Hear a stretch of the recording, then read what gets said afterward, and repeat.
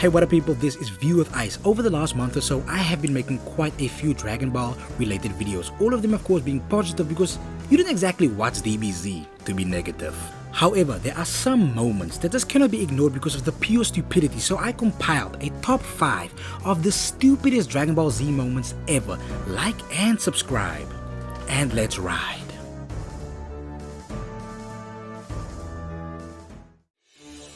I think I'm gonna run this video down in chronological order, so I'm gonna start with Android 18 being an absolute fool/idiot. The thing that ruins me about this situation is the fact that TN was out there sacrificing his life trying to keep Cell at bay, and for some unexplainable reason 18 with her unlimited supply of energy could not just pick up 16 and fly away. By the way, this is the same 18 that absolutely destroyed Vegeta's ass while he was in his Super Saiyan form, and somehow that incredibly powerful character could not pick 16 up or just leave at 16's request. Android 18 is one of the hottest female anime characters, and sometimes people tend to forget she's also one of the stupidest female anime characters. It is here that I lost so much respect for the character. Later on I would regain my respect for 18 because she's cool, but this was tremendously terrible. Now next to the 18 moment we have the prince of all idiots. Guys, as much as I love Vegeta, he can be absolutely irritating at certain times. At this point in time, he could have beaten Cell. Matter of fact, he was actually beating Cell's ass, but that classic Saiyan overconfidence kicked in, something that you will see turns out to be a big trend in this franchise. Trunks did everything he could to stop his father, but Vegeta's arrogance and overconfidence knows no bounds. You see, this Cell game situation could have been ended a few times, but logic went out the window and then perfect Cell would be born.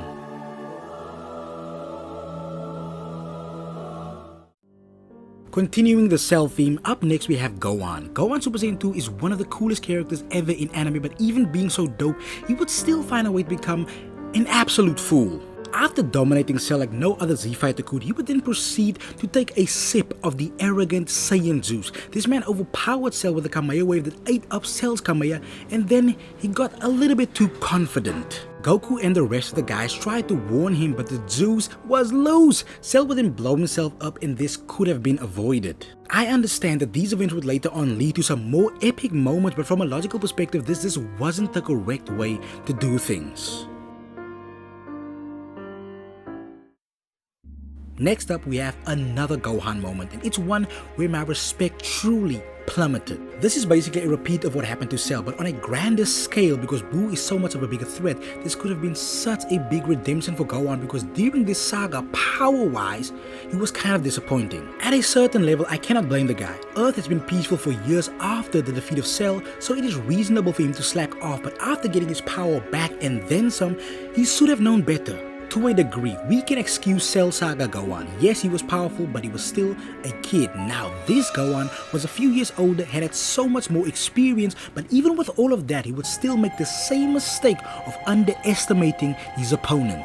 And as things go, Boo would then absorb Gotenks and Piccolo and absolutely whoop his ass, and Goku had to yet again step up and be the one.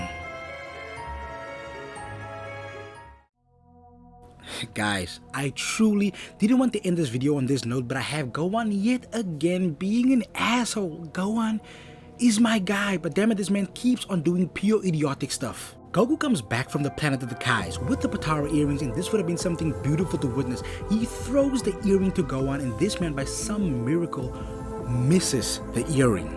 Now, you can make the argument that the earring was too small to see, but that argument is kind of ridiculous to me since these guys are able to move so fast that normal people can't even see them.